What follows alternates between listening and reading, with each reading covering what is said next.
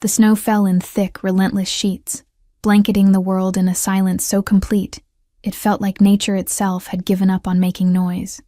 I stood at the threshold of what used to be my grandmother's house, a structure so dilapidated that calling it a house felt generous. The roof sagged in the middle like a broken promise. Windows were shattered or missing entirely, and the front door hung on a single hinge, creaking with each gust of wind that tore through the Colorado mountains. I was 24 years old, 8 months pregnant, and had exactly $47 in my pocket. My breath crystallized in the air as I stepped inside, my boots crunching on broken glass and debris. The interior was worse than I'd imagined.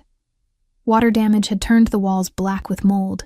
The floorboards were rotted through in places, and snow had drifted in through the broken windows, creating small mountains of white in what used to be the living room. The smell hit me immediately: damp wood, decay, and the sharp bite of frozen air that hadn't been disturbed in years. This was it. This was all I had left. My parents had disowned me when they found out about the pregnancy. My boyfriend, the father, had disappeared the moment I told him, taking with him not just his promises but also the $3,000 I'd saved from working double shifts at the diner. My friends had slowly drifted away, their sympathy exhausted by my seemingly endless string of bad decisions. Even my landlord had finally lost patience, changing the locks while I was at work and leaving my belongings in garbage bags on the sidewalk. The only thing my grandmother had left me was this ruin in the mountains, 40 miles from the nearest town. I placed my hand on my swollen belly, feeling the baby kick against my palm. "It's okay," I whispered, though I wasn't sure if I was talking to the baby or myself. "We'll figure it out."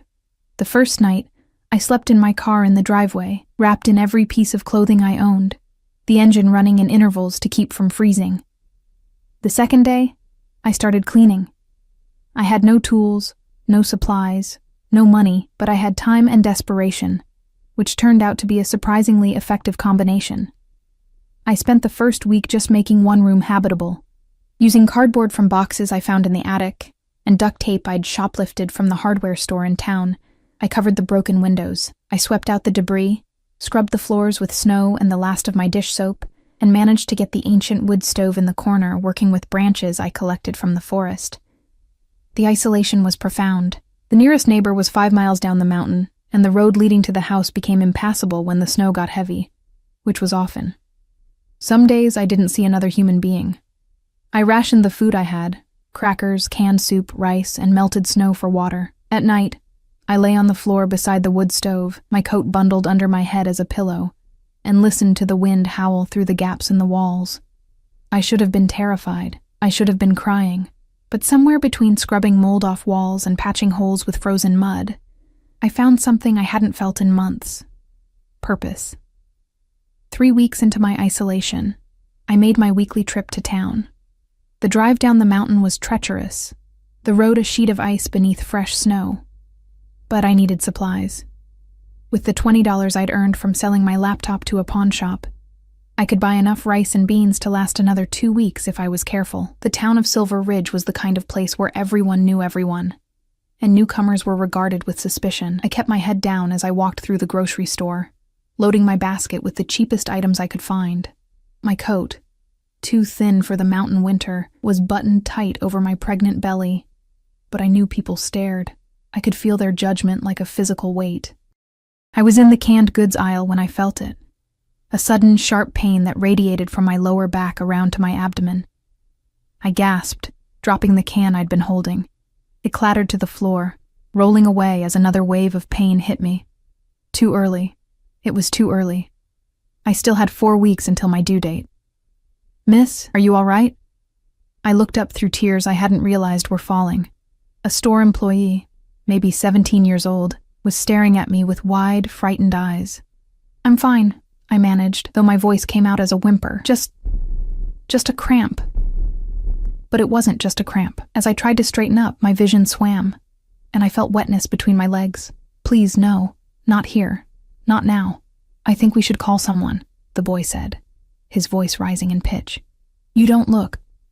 "I said I'm fine," I snapped, louder than I intended.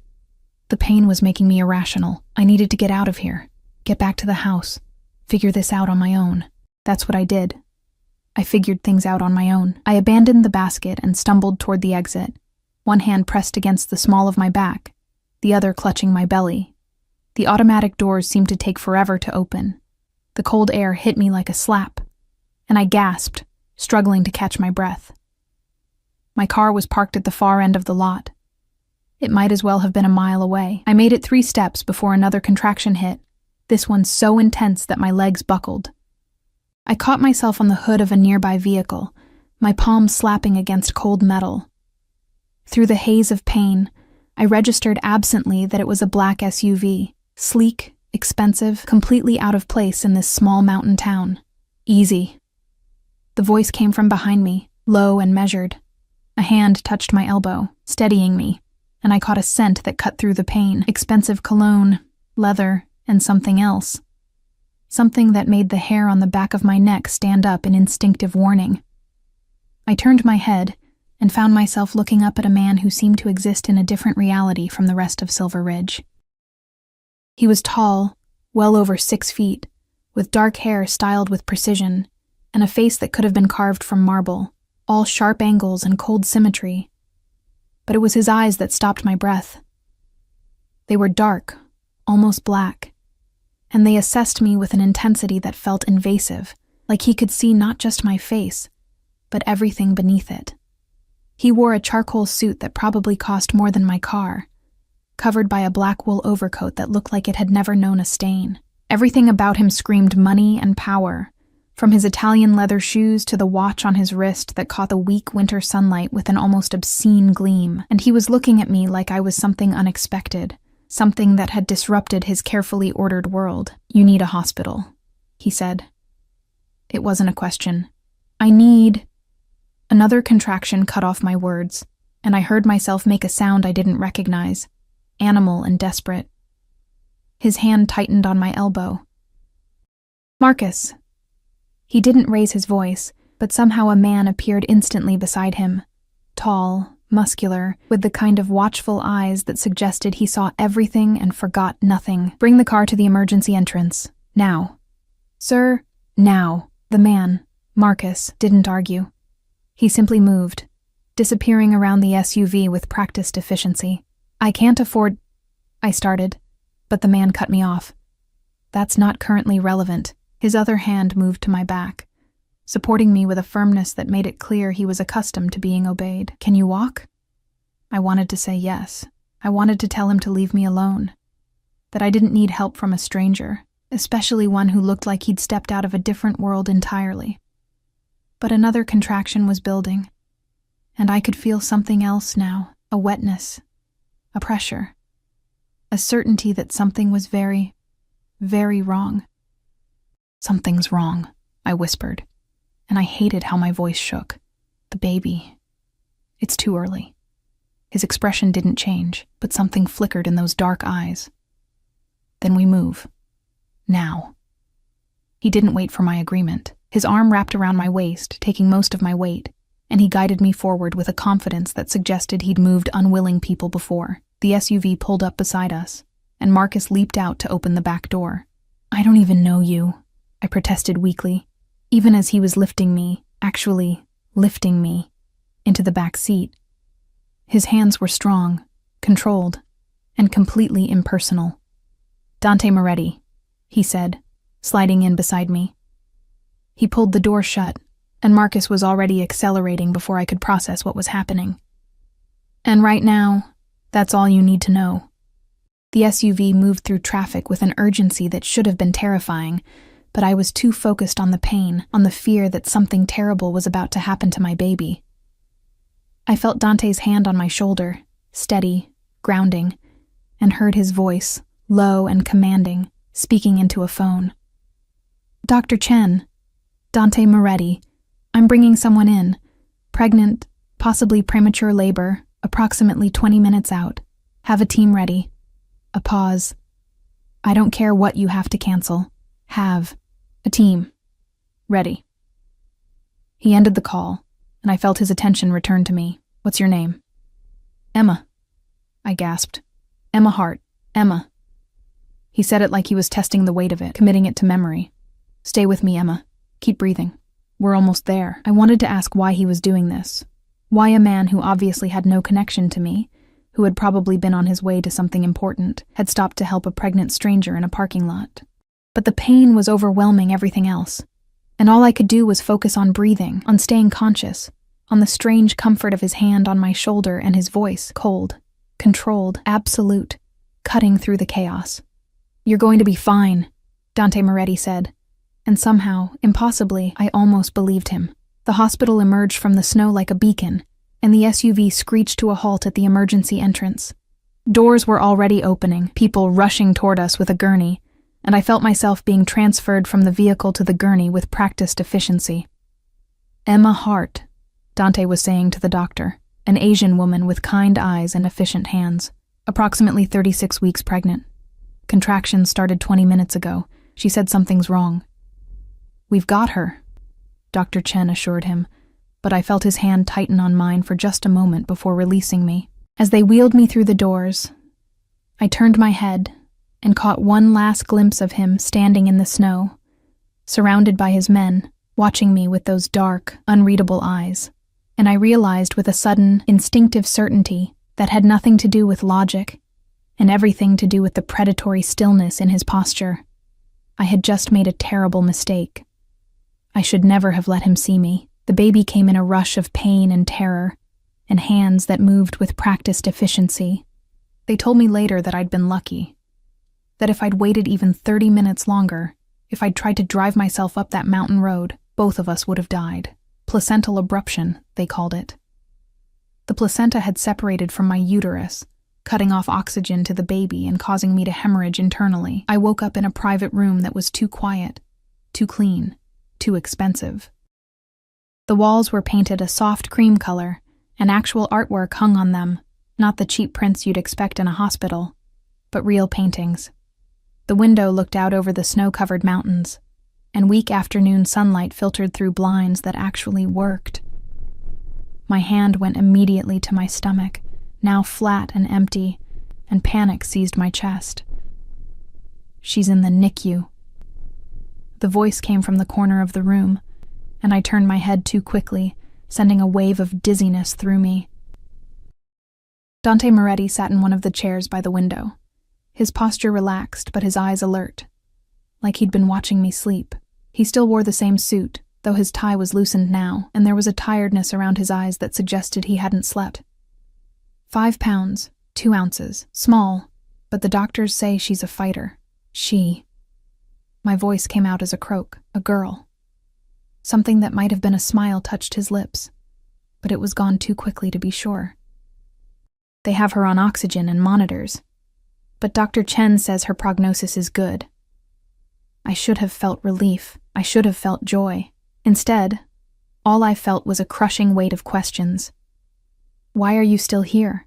He stood, moving with a fluid grace that seemed at odds with his size, and crossed to the side of my bed. Up close, in the soft light of the hospital room, I could see details I'd missed before. The faint scar along his jawline, the expensive watch on his wrist, the way his eyes weren't quite black, but instead a very dark brown, like coffee without cream. "You collapsed in a parking lot," he said simply. "I brought you here. I wanted to make sure you were alive." "I am. So you can go." I tried to inject strength into my voice, but it came out weak, and we both knew it. "When was the last time you ate?" The question caught me off guard. This morning. Crackers. And before that?" I didn't answer. I didn't need to. My body answered for me, too thin, too pale. The kind of malnourished that comes from weeks of rationing food you can't afford to replace. Dante's jaw tightened almost imperceptibly. "Marcus." He didn't raise his voice, but the door opened immediately, and the large man from earlier appeared. Food. Something substantial, but easy to digest. Soup, bread, fruit. "I can't pay for—" I started.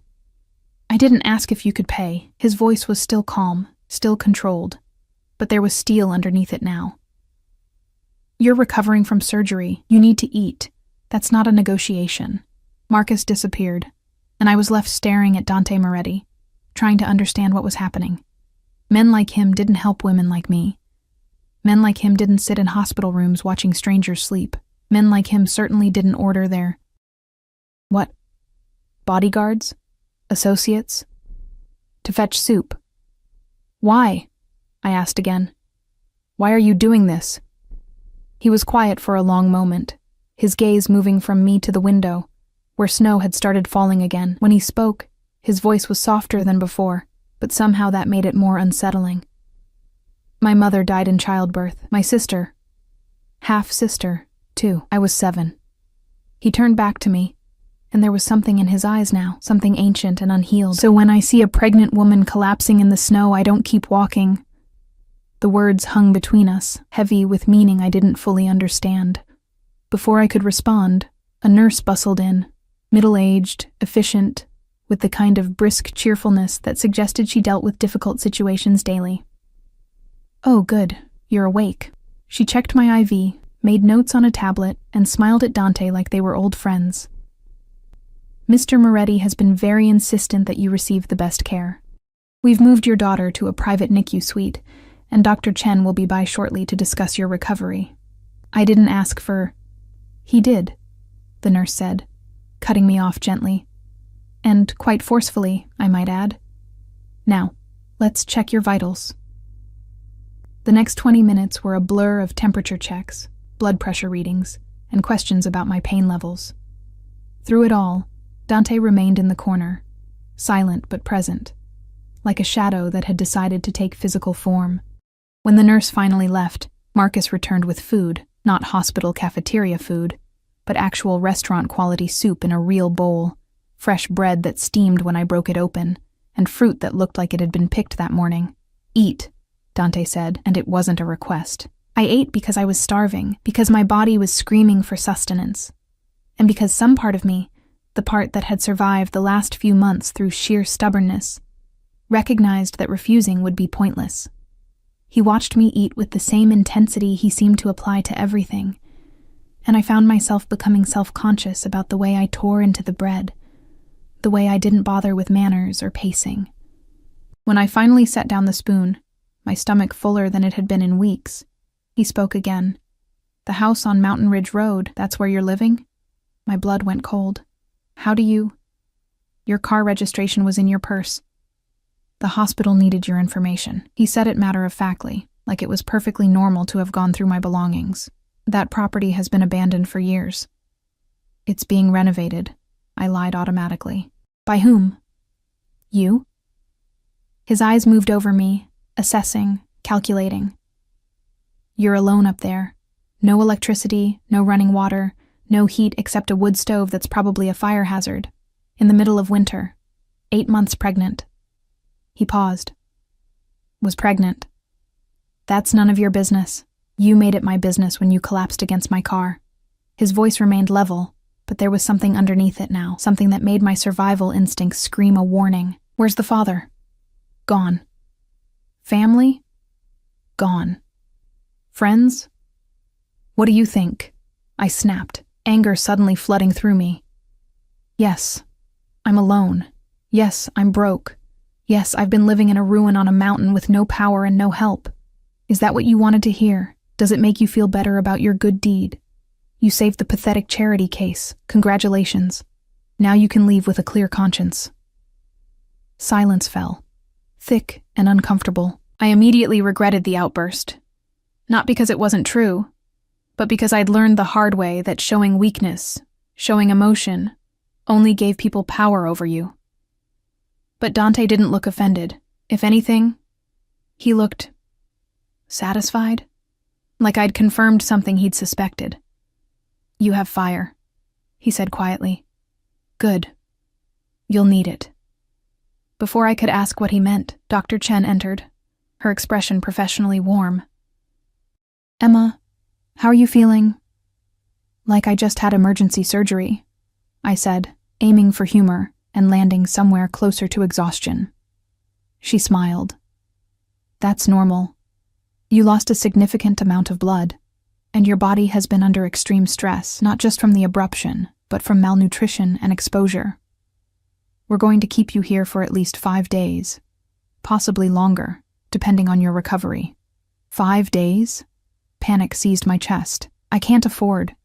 Already taken care of, Dr. Aintiu, Chen said, glancing at Dante. Mr. Moretti has covered all medical expenses for both you and your daughter. I didn't agree to that, I protested, looking at him. I can't accept. You can, and you will. His voice cut through my protests like a knife. You almost died. Your daughter almost died. You're going to recover properly, and then we're going to discuss your living situation. There's nothing to discuss. I have a house. You have a death trap. He stood, buttoning his jacket with precise movements. Dr. Chen, I trust you'll keep me informed of any changes in their condition? Of course, Mr. Moretti. He moved toward the door, and I felt a strange mix of relief and disappointment. But he paused at the threshold, turning back to look at me with those unsettling dark eyes. Your daughter needs a name for the birth certificate, he said. Have you chosen one? I hadn't. I'd been so focused on survival, on just making it through each day, that I hadn't let myself think about names, about the future, about the reality of having another person dependent on me. Lily, I said suddenly, the name appearing in my mind fully formed. Her name is Lily. Something shifted in Dante's expression. So subtle I might have imagined it. Lily, he repeated, like he was committing it to memory. That was my mother's name, and then he was gone, leaving me alone with Dr. Chen and 1,000 questions I didn't know how to ask. The next 3 days passed in a strange limbo. I spent my time recovering, sleeping more than I had in months, eating regular meals that appeared like clockwork. Nurses came and went, always professional, always checking on me with a level of attention that felt excessive for a charity case. Dante didn't return, but his presence was everywhere. The private room, the flowers that appeared on the second day, white lilies that filled the space with their heavy scent, the medical bills that I wasn't allowed to see but knew must be astronomical, even the way the staff treated me, with a deference that suggested I was someone important, someone connected. On the 4th day, they finally let me see Lily. Doctor. Chen wheeled me down to the NICU, and I felt my heart clench when I saw her. So tiny in her incubator, wires and tubes connected to her small body, her chest rising and falling with the assistance of machines. But her eyes were open, dark like mine, and when I slipped my hand through the opening and touched her tiny fingers, she gripped me with surprising strength. She's doing beautifully, the NICU nurse said. Another few days, and we can probably move her to room in with you. I sat there for hours, just watching her breathe, feeling the weight of responsibility settle over me like a physical thing. I had to figure this out. I had to find a way to provide for her, to keep her safe, to be the kind of mother who didn't let her daughter grow up in a freezing ruin on a mountain. But I had no money, no job, no prospects, and a house that was barely habitable even before I had a newborn to care for. I was so lost in my spiraling thoughts that I didn't notice the man approaching until he cleared his throat. Not Dante. This was someone different, older, maybe 50, with silver hair and the kind of weathered face that suggested a life spent outdoors. He wore jeans and a flannel shirt, and he held a clipboard like it was a shield. Mrs. Hart? It's just Emma, and I'm not married. Emma, then. He shifted uncomfortably. My name is John Mitchell. I'm a contractor. Mr. Moretti hired me to assess the property on Mountain Ridge Road. My stomach dropped. He what? He asked me to inspect the structure, determine what repairs are needed, and provide an estimate. He handed me the clipboard, and I stared at the papers without seeing them. I've got to be honest with you. That house is in rough shape. The foundation is solid, which is good, but you've got extensive water damage, a roof that needs replacing, electrical that hasn't been updated since the 70s, and no functioning plumbing. I know what condition it's in, I said tightly. I'm the one living there. We're living there. He corrected gently. Mr. Moretti was very clear that you won't be returning until it's been properly renovated. Mr. Moretti doesn't get to make that decision. John Mitchell looked at me with something like pity. Ma'am, with all due respect, I don't think you understand who you're dealing with. When Dante Moretti tells me to renovate a house, I renovate the house. When he tells me to have it done in 3 weeks, I find a way to have it done in 3 weeks. And when he tells me that you're not to return until it's safe and habitable, I make damn sure you don't return until it's safe and habitable. I wanted to argue, I wanted to tell him that I didn't need Dante Moretti's help, that I could figure this out on my own, that I wasn't some damsel in distress who needed rescuing. But the words died in my throat because they would have been lies. I needed help. I needed it desperately. And somehow, impossibly, Dante Moretti had decided to provide it. The question was why? And more importantly, what would he expect in return? They released me from the hospital on the 6th day.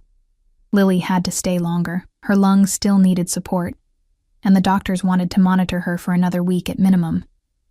Leaving her behind felt like tearing out a piece of my own heart, but Dr. Chen assured me it was normal, that I could visit whenever I wanted, that she was in the best possible hands. What wasn't normal was the car waiting for me at the hospital entrance. The same black SUV. The same driver, Marcus, standing beside the open door like a sentinel. And sitting in the back seat, checking something on his phone with the kind of focused intensity that suggested empires rose and fell based on his decisions, was Dante Moretti. I stopped on the sidewalk, my discharge papers crumpling in my grip. "What are you doing here?" He looked up, and for just a moment, something flickered across his face, surprise maybe that I'd question him. "Taking you home. I can take myself home. In what vehicle?" He gestured to the parking lot, where my ancient sedan sat covered in a week's worth of snow, ice frozen solid around the doors. "That car isn't going to start, and even if it did, you're in no condition to drive 40 miles up a mountain road in this weather." "Then I'll call a cab." "There are no cabs in Silver Ridge," he said it patiently, like explaining something to a child. "There's one Uber driver who covers the whole county, and he doesn't go up Mountain Ridge Road in winter. Get in the car, Emma." "Why do you care?" The question burst out of me, sharp and desperate. "Why are you doing all of this? The hospital bills, the renovations, I gestured helplessly at the SUV. At him. At the entire impossible situation. "What do you want from me?" Dante was quiet for a long moment, his dark eyes studying me with that same unsettling intensity. Then he climbed out of the car, moving with that predatory grace. And suddenly he was standing in front of me, close enough that I could smell his cologne and see the fine lines around his eyes. "Get in the car," he repeated, softer this time. "We'll talk on the way." I should have refused. Every instinct I had screamed that getting in a car with this man, this stranger who had somehow inserted himself into my life with surgical precision, was a terrible idea. But I was exhausted, still recovering from surgery, and the cold was seeping through my thin coat like ice water. I got in the car.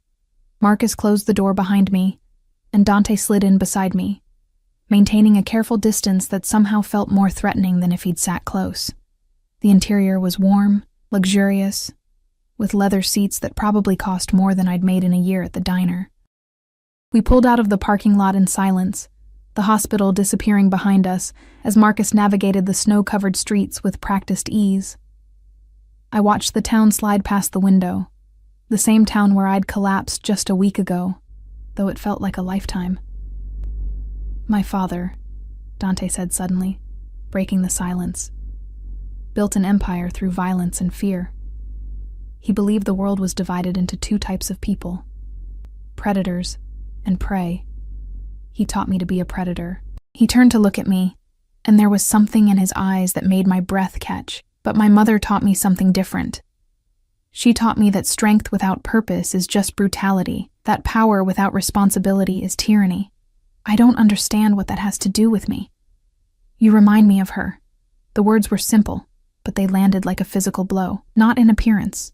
My mother was Italian, dark-haired, dark-eyed, but in spirit. She was alone when she came to this country. Pregnant. Abandoned by the man who promised to marry her. She survived through sheer will and stubbornness, working jobs that broke her body to provide for her son. He paused, his jaw tightening.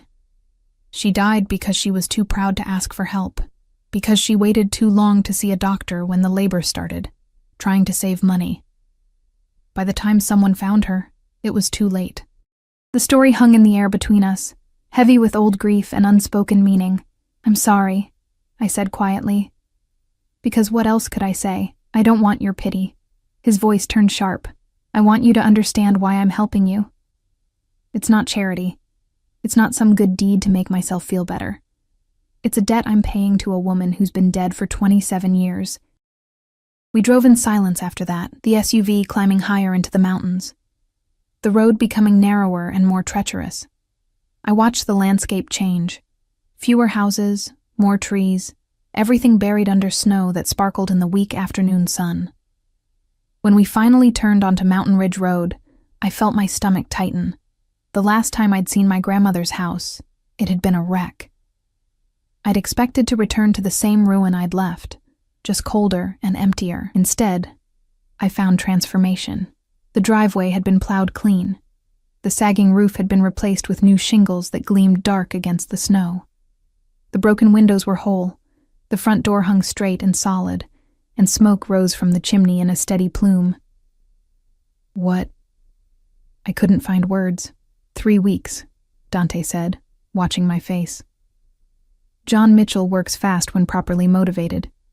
Marcus parked, and I climbed out on shaking legs, staring at the house like it might disappear if I looked away. The exterior had been painted, a warm cream color that made it look inviting instead of abandoned.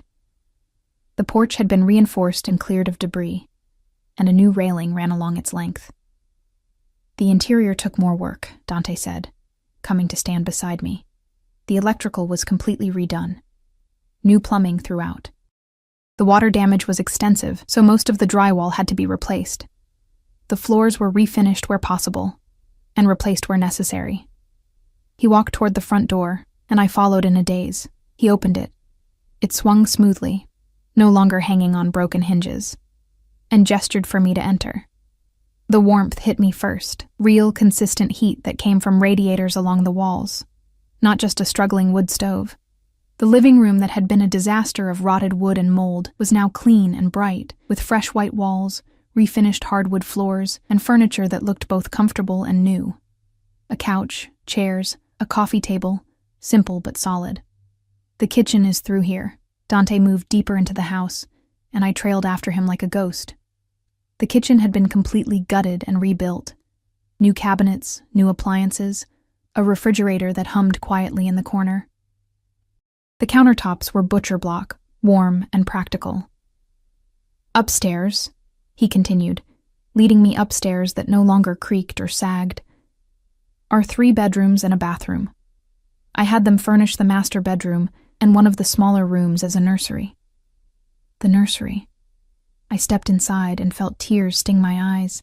It was painted a soft yellow, with a crib against one wall, a changing table, a rocking chair by the window. There were stuffed animals on shelves, a mobile hanging above the crib with stars and moons, and curtains that would filter the harsh mountain light. Why? The word came out as a whisper. Why would you do all this? Because you needed it. He said it like it was the simplest thing in the world. Because your daughter needed it. Because I could. I turned to face him, and for the first time since we'd met, I let myself really look at him, not as a stranger or a threat, but as the man who had somehow, inexplicably, saved my life. He stood in the doorway of the nursery, his expensive suit out of place in this simple mountain house, his dark eyes watching me with an expression I couldn't read. I can't pay you back, I said. Not for the hospital bills, not for the renovations, not for any of it. I have nothing. I don't want your money. Then what do you want? He was quiet for a long moment, and when he spoke, his voice was different, lower, more careful. I want you to let me help. I want you to accept that you don't have to do this alone. He stopped, his jaw tightening. I want to make sure you and Lily are safe. There was something in the way he said her name, my daughter's name, that made my chest tighten. Like it meant something to him, like she meant something to him, though he'd never even seen her except through an incubator wall. You don't know us, I said. You don't owe us anything, perhaps. He took a step closer, and I became acutely aware of how much larger he was than me, how his presence seemed to fill the room. Or perhaps I'm a selfish man who sees an opportunity to correct an old mistake, to save someone I couldn't save before. I'm not your mother. No. His eyes met mine, and there was heat there now, something that made my pulse quicken. You're not. But you're stubborn like she was, strong like she was. And you're drowning like she was, too proud to reach for a hand even when you're going under. I'm not drowning anymore. I gestured to the house around us. You made sure of that. Did I? He moved closer still, and I found myself backing up until my shoulders hit the wall beside the window. He didn't touch me, didn't crowd me, but his proximity was overwhelming. Or did I just give you a prettier place to drown in? Emma, you have no income, no job, no resources. This house is warm and safe now, but how will you feed yourself? How will you feed Lily? How will you pay for diapers, formula, clothes as she grows? How will you afford a car that actually runs when you need to take her to the doctor?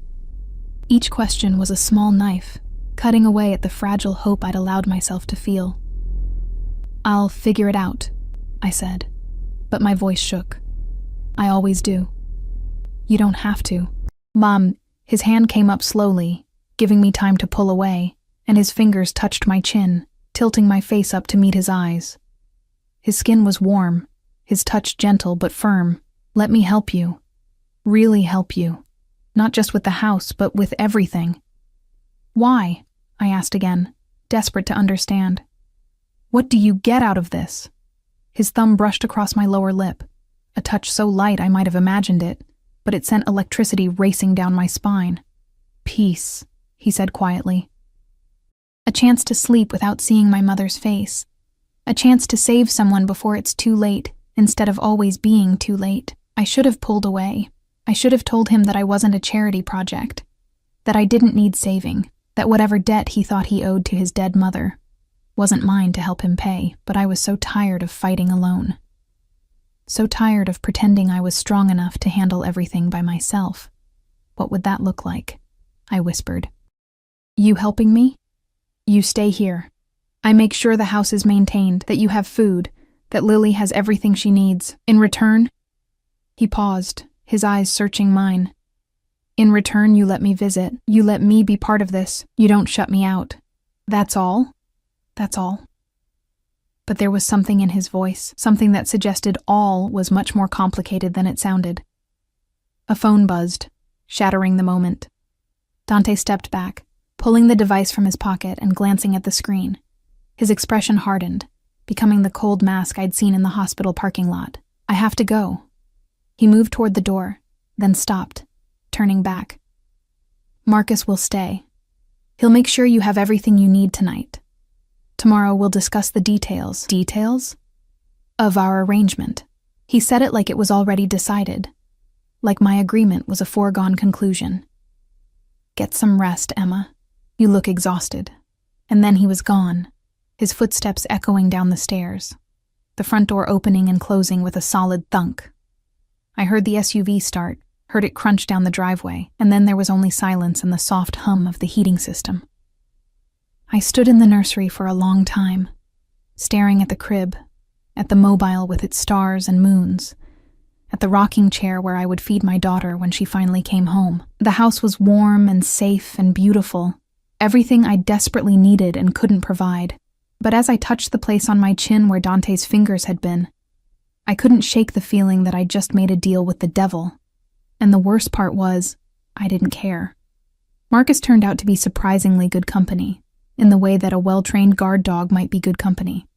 He didn't speak unless spoken to, positioned himself strategically where he could see both the front door and the driveway, and somehow produced a full meal from the newly stocked kitchen without ever appearing to actually cook.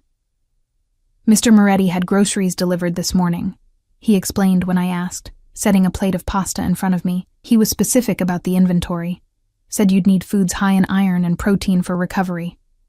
Of course he had been specific. Dante Moretti seemed to be specific about everything. I ate mechanically, my mind spinning. The house felt surreal, too perfect, too complete, like I'd stepped into someone else's life.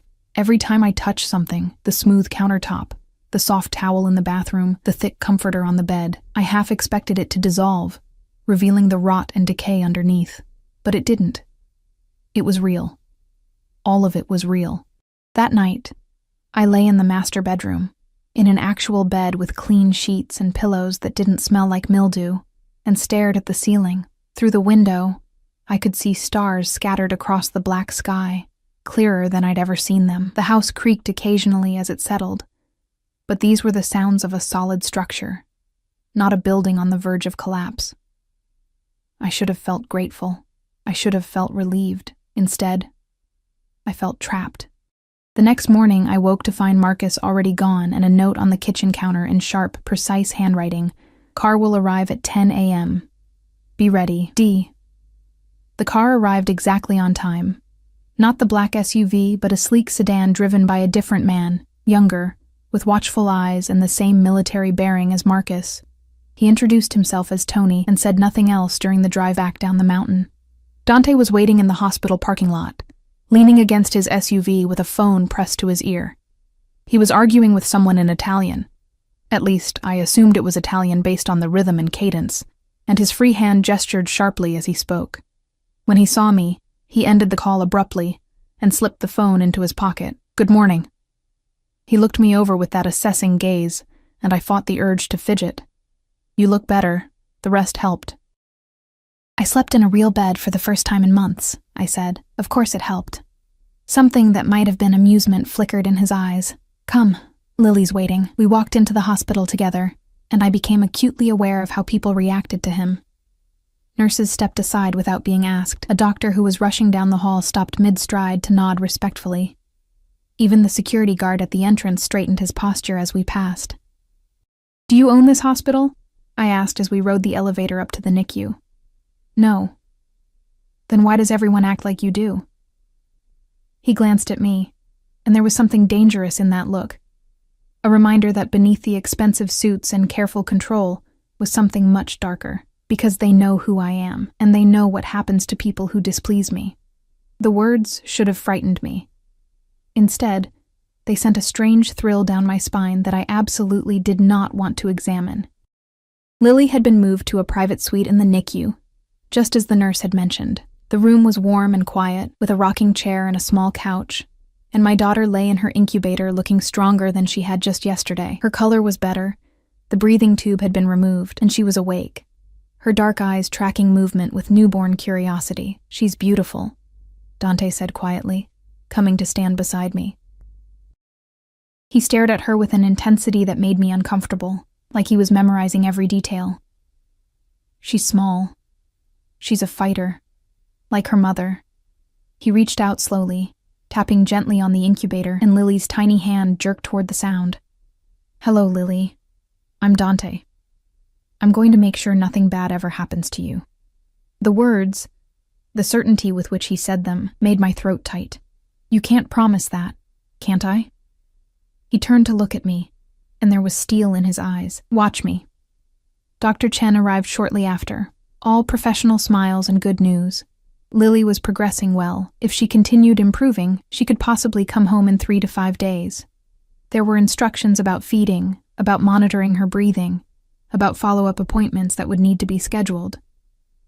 Dante listened to everything with complete focus, asking questions I hadn't even thought of. How often should she eat? What signs should we watch for that might indicate problems? What temperature should the house be kept at? Who should we call in an emergency? We. He kept saying we, like it was already established that he would be part of this, part of Lily's life, part of my life. When Dr. Chen finally left, I turned to him. We need to talk about your arrangement. We do. He gestured to the couch, and I sat, feeling like I was about to negotiate a business deal I didn't understand. He settled into the chair across from me, his posture relaxed, but his attention absolute. I want to make sure you and Lily are taken care of. That means ensuring you have housing, food, medical care, and anything else you need. In exchange for what? In exchange for letting me be part of your lives. He leaned forward, elbows on his knees, his dark eyes locked on mine. I want to visit regularly. I want to watch Lily grow up. I want to know that I'm not too late this time. You barely know us. I know enough. His voice dropped lower. I know you're alone. I know you have no one to help you. I know that pride will make you refuse assistance until you're drowning again. And I know... He stopped, his jaw tightening. I know that if I walk away now, something will go wrong. You'll run out of money, or the car will break down in winter, or Lily will get sick, and you won't be able to afford treatment. and then I'll hear about it months later. Another woman, another child, another tragedy I could have prevented. I'm not your responsibility. You became my responsibility the moment you collapsed against my car." He said it with such finality that I knew arguing would be pointless. "I'm offering you security, Emma. Real security. A home that's maintained, bills that are paid. A future where you don't have to choose between feeding yourself and feeding your daughter. And what happens when you get bored?" The question came out bitter. "When you decide you've paid your debt to your mother's memory and you don't need us anymore? What happens to Lily then, when she's gotten used to having you around?" Something dark flashed across his face. "I don't abandon people I've claimed." Claimed. The word sent a chill through me. "I'm not property." "No." He stood, crossing the space between us in 2 strides, and suddenly he was crouching in front of me, his hands on the armrests of the couch, caging me in without touching me. "You're not property. You're under my protection. There's a difference. I don't understand the difference." "You will." His face was inches from mine, and I could see gold flecks in those dark eyes, could feel the heat radiating from his body. "Emma, I need you to understand something. The world I come from, it's not like yours. When I decide to protect something, I protect it completely. That means no one touches you, no one threatens you, no one makes you feel unsafe, ever. Why do you keep talking like someone's going to threaten me? I'm nobody. You're somebody to me." The words were simple, but they landed like a declaration, "and that makes you somebody to everyone in my world. Which means—" He stopped, seemed to reconsider his words. "Which means you need to be careful. There are people who might try to use you to get to me. Then maybe you should stay away." Even as I said it, I knew it was too late for that. Whatever this was between us, this strange, intense connection that made no logical sense, it had already taken root. "I can't." His hand came up, cupping my face with a gentleness that contradicted everything else about him. "I've tried. For the last week, I tried to convince myself that I'd done enough, that I could walk away, make sure you had what you needed, and forget about you. But I can't forget. Every time I close my eyes, I see you collapsing in that parking lot. I see you alone in that house, fighting to survive. I see—" His thumb brushed my cheekbone. "I see you, Emma, and I can't unsee you." My breath caught. "This is crazy. We don't even know each other. Then let's get to know each other." He pulled back slightly, giving me space to breathe. "Have dinner with me. Tonight. Let me take you somewhere. Talk to you like a normal person instead of a man with an obsession. You just admitted you have an obsession." I did. A ghost of a smile touched his lips. "At least I'm honest about it. I should have said no." Every rational part of my brain screamed that getting involved with Dante Moretti, a man who clearly operated in a world I didn't understand, who had people working for him who looked like they'd killed before, who spoke about protection and claiming like they were normal concepts, was a terrible idea. But when was the last time I'd done the rational thing? When was the last time anyone had looked at me like I mattered, like I was worth protecting, like I was more than just another statistic of bad decisions and worse luck? "Where would we go?" I asked. And I knew by the flash of satisfaction in his eyes that he'd already won. "There's a restaurant in Denver, Italian. The owner is, let's say he's an old family friend. He'll close the restaurant for us, give us privacy." He stood, offering me his hand. "Say yes, Emma." I looked at his outstretched hand, strong, scarred across the knuckles, adorned with a ring that looked both expensive and ancient. If I took it, I knew instinctively that I'd be taking more than just a hand. I'd be accepting everything that came with it, the protection, the possessiveness, the danger that seemed to follow him like a shadow. But I was so tired of being alone, so tired of fighting every battle by myself, so tired of pretending I didn't need anyone. I took his hand. His fingers closed around mine, warm and secure, and he pulled me to my feet. "Good. We'll leave at 7. Marcus will pick you up. I don't have anything to wear. You will." He said it with the same confidence he said everything, like the universe rearranged itself to accommodate his will. "There will be options in your closet by this afternoon. You can't just—" "I can. I will."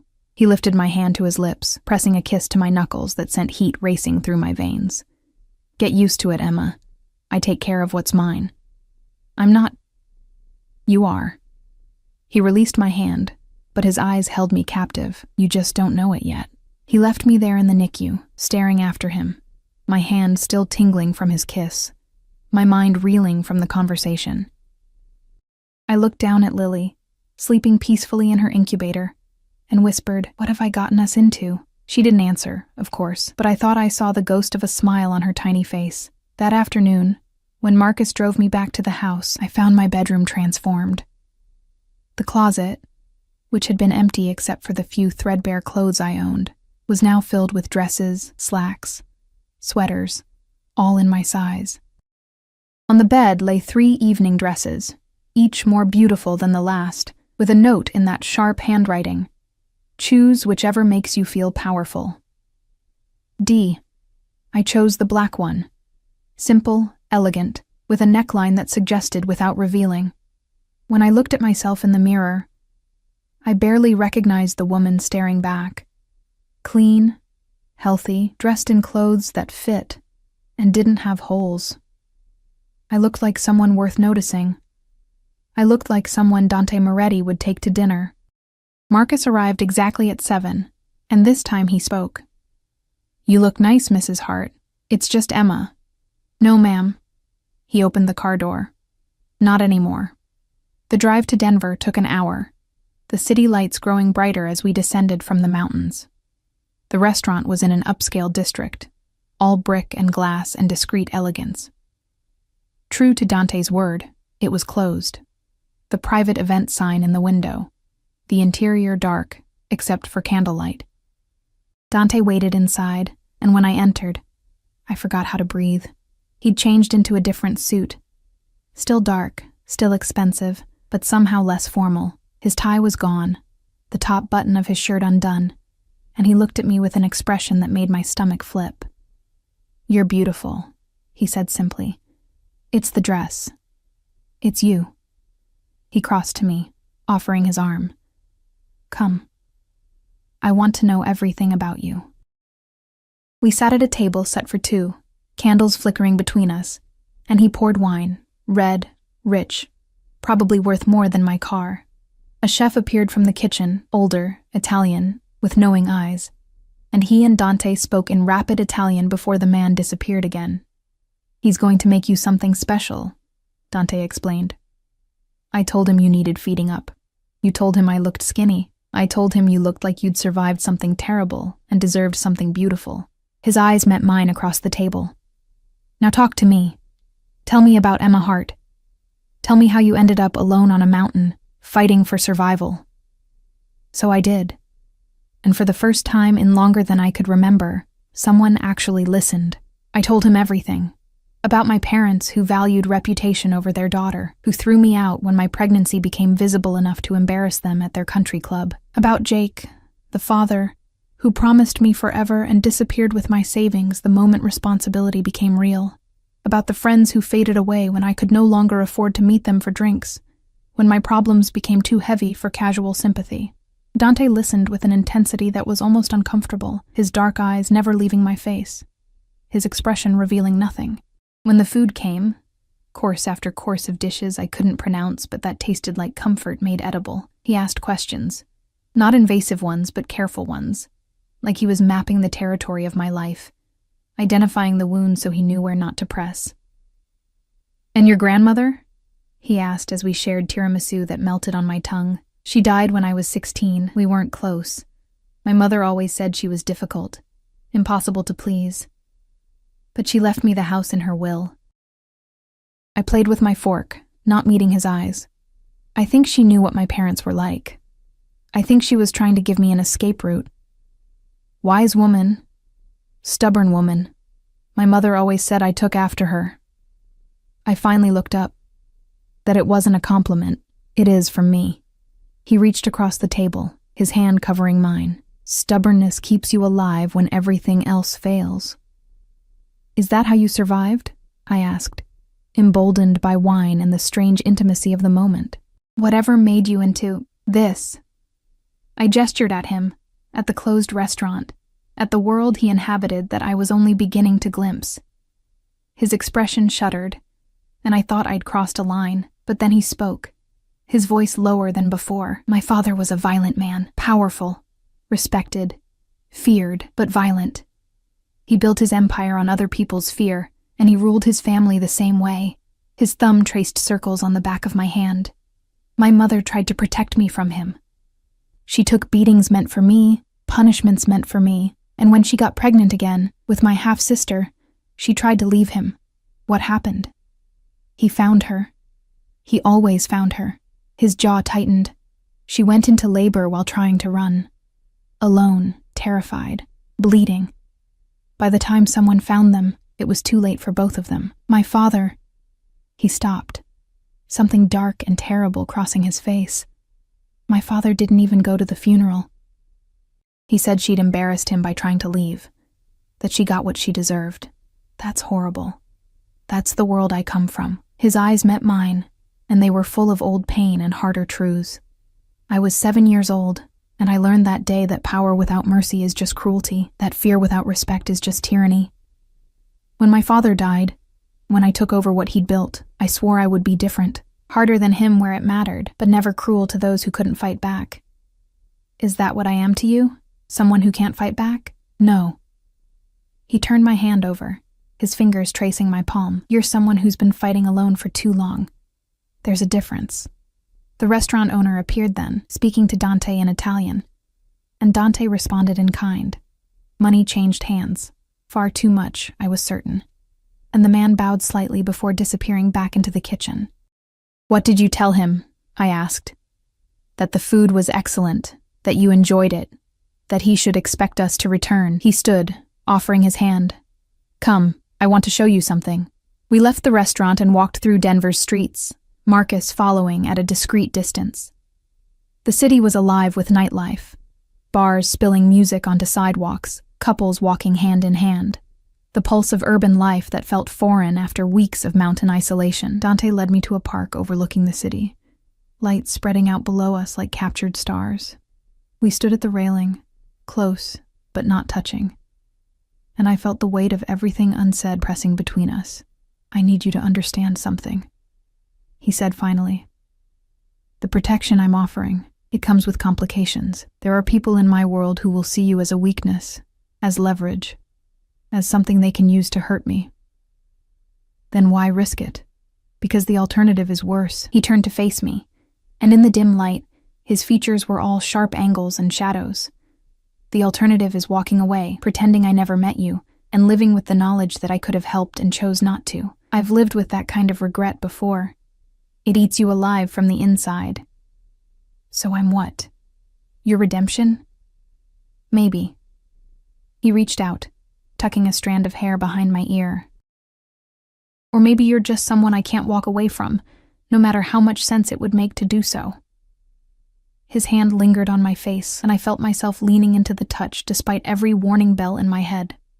Dante, I don't know how to do this. I don't know how to be what you need me to be. I don't need you to be anything except yourself. His other hand came up, framing my face. Strong, stubborn, surviving against all odds. That's all I need. And when you realize I'm not worth all this trouble, that won't happen. How can you be sure? Because I've seen who you are. He leaned closer, his breath warm against my lips. I've seen you choose to survive when it would have been easier to give up. I've seen you protect your daughter even when you had nothing. I've seen you refuse help even when you desperately needed it, because accepting would have meant admitting defeat. His thumb brushed my lower lip. You're exactly worth the trouble, Emma. You just don't know it yet. He kissed me then, softly at first, a question more than a demand. But when I responded, when I let myself lean into him and kiss him back, something shifted. The kiss deepened, became hungrier, and I felt his arms wrap around me, pulling me against him with a possessiveness that should have frightened me, but instead made me feel safe. When we finally broke apart, both breathing hard, he rested his forehead against mine. Come home with me tonight. I can't. Lily is in excellent hands at the hospital, and we're 20 minutes away if anything changes. I'm not asking you to abandon her. I'm asking you to let yourself have one night where you're not alone. His hands tightened on my waist. One night where someone takes care of you instead of the other way around. I should have said no. I should have insisted he take me back to the mountain, to the beautiful house he'd built for me, where I could be alone and safe and in control. But I was so tired of being in control. So tired of being the only one responsible for every decision, every outcome, every failure. One night, I whispered. His apartment was in one of Denver's most exclusive buildings, the kind with a doorman who nodded respectfully, and an elevator that required a key to access the penthouse. The space was exactly what I'd expected. Modern, minimalist, expensive. Floor-to-ceiling windows overlooked the city, and the furniture looked like it belonged in a design magazine. But there were details that made it human. A bookshelf full of worn paperbacks, a photo on the side table of a young woman with dark hair and kind eyes. His mother, I realized. A half-finished chess game set up in the corner. "Drink?" he offered, moving to a bar cart. "Water." At his raised eyebrow, I added, "I'm still recovering, and technically still breastfeeding." Something softened in his expression. He poured water for me and whiskey for himself, and we sat on the couch overlooking the city. For a while, we just existed in comfortable silence, his arm around my shoulders, my head resting against his chest, listening to his heartbeat steady and strong. "What happens now?" I asked finally. "Now, you rest. Tomorrow, we bring Lily home. And then," he paused, "then we figure out how to make this work." "This? Us, you, me, Lily, a family." He said it like it was already decided, like the universe had no choice but to accommodate his vision. Families aren't built in a week, Dante. No, they're built in moments, in choices, in deciding that someone matters enough to fight for them. His hand tightened on my shoulder. "I'm choosing you, Emma. I'm choosing Lily. The question is, will you choose me?" I thought about everything that had brought me to this moment. The abandonment, the poverty, the desperate struggle for survival, the moment of collapse in a parking lot, and the stranger who stopped when everyone else would have walked past. The house transformed from ruin to haven. The way he looked at my daughter like she was precious. The way he looked at me like I was worth protecting. "I'm terrified," I admitted. "Good. Fear keeps you careful." He pressed a kiss to my temple, "But don't let it keep you alone." I stayed that night, sleeping in his bed with his arms around me. And for the first time in months, I felt safe enough to actually rest. When I woke in the morning, light streaming through those massive windows, I found him already awake, watching me with an expression I couldn't quite read. "Good morning," he murmured. "Hi." I felt suddenly shy, aware that I was in his bed, in his space, in his life. His phone buzzed, and he checked it, his expression changing. "The hospital called. Lily's ready to go home." "Really?" Joy and panic warred in my chest, but I thought, "Dr. Chen says she's exceeded all expectations. Strong, healthy, breathing on her own. She wants to go home." He smiled, a real smile that transformed his usually severe face. "So let's bring her home." The next few hours were a blur of hospital paperwork, instructions from nurses, and finally, being handed my daughter. Lily was dressed in a tiny outfit that Dante had somehow procured, and she looked up at me with those dark eyes that seemed to see everything. "Hello, baby girl," I whispered. "Ready to see your home?"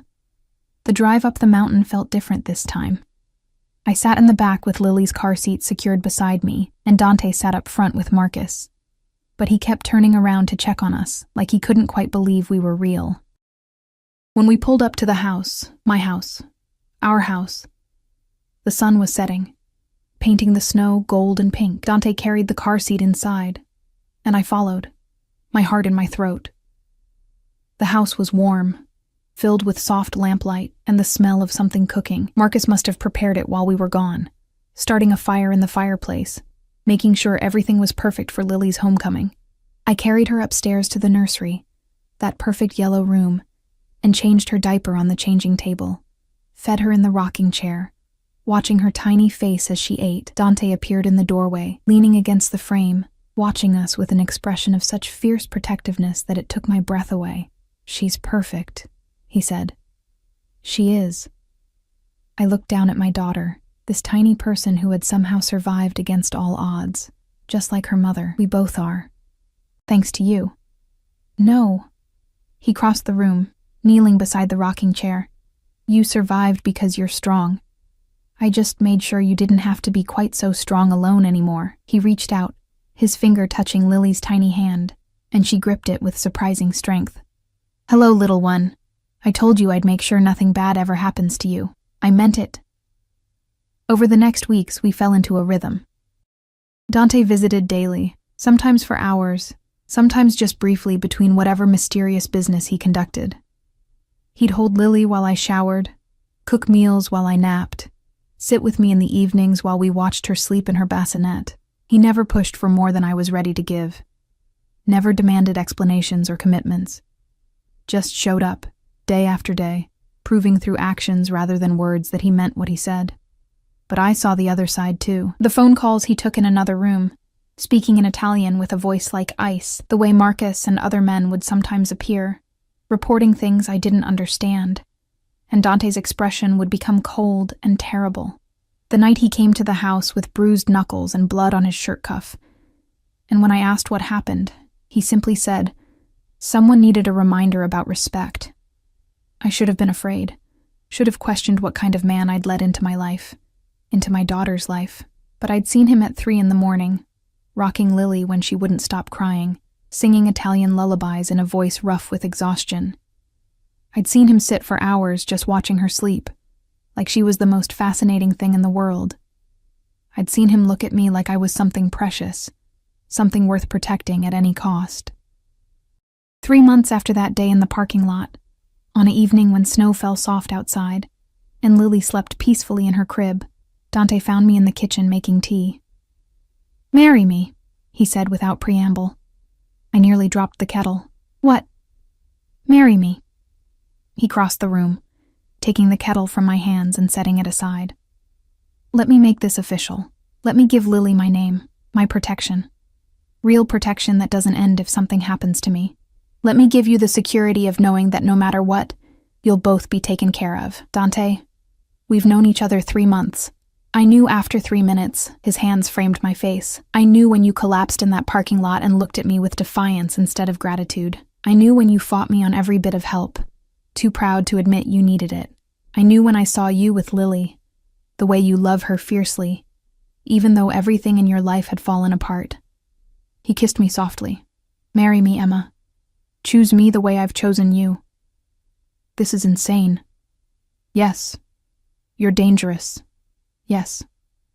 I don't even know what you really do. I know. He pressed his forehead to mine, and I'll tell you everything when you're ready to hear it. But it doesn't change what I'm asking. Marry me. Be mine. Let me be yours. I thought about the girl I'd been 3 months ago. Desperate. Alone. Terrified. I thought about the woman I was now. Still learning to accept help. Still learning that strength didn't mean doing everything alone. I thought about Lily upstairs, sleeping peacefully in a warm house, safe and healthy and loved. And I thought about the man in front of me, who'd seen me at my lowest, and decided I was worth saving, who'd rebuilt not just a house, but my faith that someone could choose to stay. Yes, I whispered. Yes, I'll marry you. He kissed me then, deep and thorough and full of promise, and I felt something in my chest finally unclench. I was choosing this, choosing him, choosing us. We married quietly 2 weeks later, just us and Marcus as witness, in the living room of the house he'd rebuilt. I wore a simple white dress, and Lily, awake for once, watched from Dante's arms as we said our vows. I promise to protect you, he said, sliding a ring onto my finger, platinum with diamonds that caught the light. To provide for you, to stand between you and anything that threatens you, to be the shield you never asked for but always needed. I promise to let you, I said. And his smile told me he understood what those words cost. To trust you, to build something real with you, to be the family you lost and found again. When he kissed me, sealing our vows, Lily made a small sound, not quite a cry, but a noise of recognition. Dante pulled back, looking down at her, and his expression was full of wonder. "Hello, daughter," he said softly. "Did you know that as of today, your name is Lily Moretti? And that means you're protected by everything I am, everything I have, everything I'll ever be?" She yawned, unimpressed by declarations, and we both laughed. That night, after Lily was asleep and the house was quiet, Dante and I sat by the fire. His arm was around me, and I felt the solid weight of the ring on my finger, a symbol of promises made and kept. "Thank you," I said quietly. "For what?" "For stopping. That day in the parking lot, for not walking past like everyone else would have. Emma." He tilted my face up to look at him. "I would cross 1,000 parking lots, rebuild 1,000 houses, fight 1,000 wars, all to make sure you and Lily are safe. That's not something you thank me for. That's just what you do when you love someone." "You love me?" It was the first time either of us had said the words. Desperately, obsessively, probably unhealthily, by most standards. His thumb brushed my cheekbone. "But yes, I love you. I think I loved you from the moment you looked at me like you didn't need saving, even though we both knew you did. I love you too." The words felt strange on my tongue, but also right. "Even though you're terrifying and possessive and probably involved in things I shouldn't ask about. Definitely don't ask about those things." "I won't." I settled against him, feeling safe and warm and impossibly lucky, as long as you promise to always come home. "Always," he said, and I believed him. Outside, snow continued to fall, blanketing the world in white. But inside our house, the house that had been a frozen ruin and was now a haven of warmth, we had everything we needed. A home. A family. Each other. I'd been abandoned by everyone I thought I could count on. But in that abandonment, I'd found something better. A man who'd seen me at my worst and decided I was worth his best. A daughter who would grow up knowing she was protected, cherished, wanted. A life rebuilt from ruins into something beautiful. The Mafia boss's wife, that's what I'd become. But more than that, I was Emma Moretti. Mother, survivor, and finally home. The fire crackled. Lily slept peacefully upstairs, and Dante's arms held me close as the mountain night deepened around us. This was my life now. Complicated, dangerous, unexpected, but mine. Ours. And I wouldn't trade it for anything in the world.